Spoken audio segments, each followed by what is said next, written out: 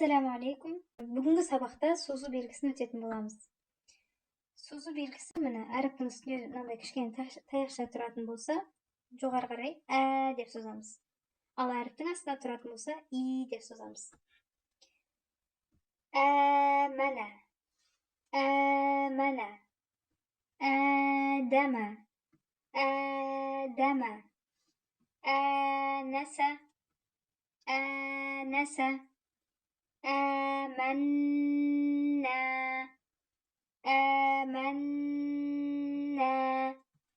آخرة آخرة ذلك ذلك إله إله آذانهم آذانهم لكن رحماني هارون إبراهيم إسماعيل نطرق الميم إسماعيل إسحاق آيات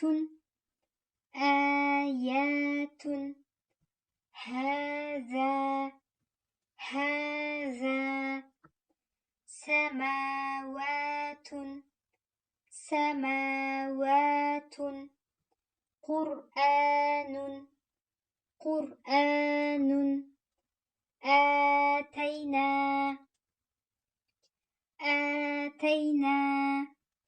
آخر فيه دينكم مستقيمة الذين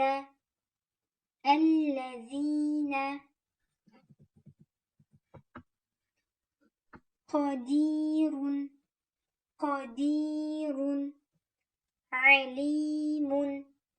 عليم تجري متقين отырған нун жарықтан сәл көрмей қапты. Muttaqina 29-шы бетте де жаттығулар берілген. Иля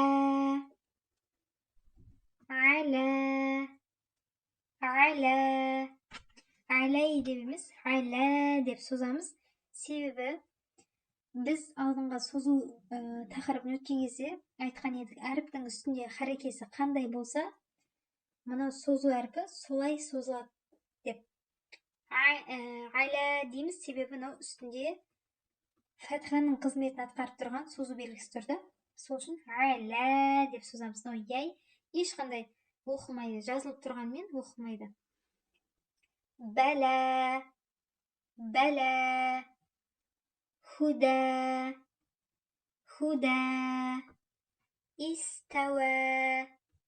истауа сауа вауды шәдделеп әрі созамыз.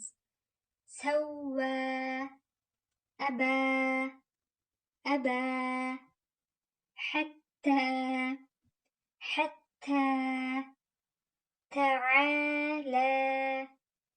تعالى أولى أدرى عيسى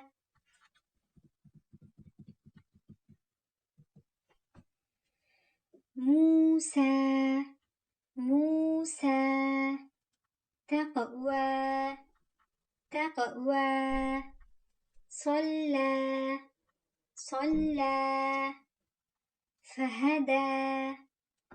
فهدى تلقى أخرى أخرى يسرى يسرى يغشاها. тағы да айта кетейін, мынау яй әрпі оқылмайды. Шиннің үстінде ә деп созылатын фатханың қызметін атқаратын созу белгісі тұрған үшін осыны созамыз. Мынау яй жазылғанмен ешқандай оқылмайды.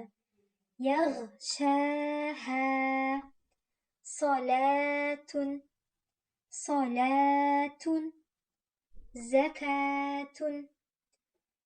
Ол міне оқылмайды. Зака деп оқып тұрмыз. Закатун. Бұл тек созу белгісі, яғни созу қызметін атқарып тұр. Бұл жерде уаудың қызметін атқарып тұрған жоқ мына белгі.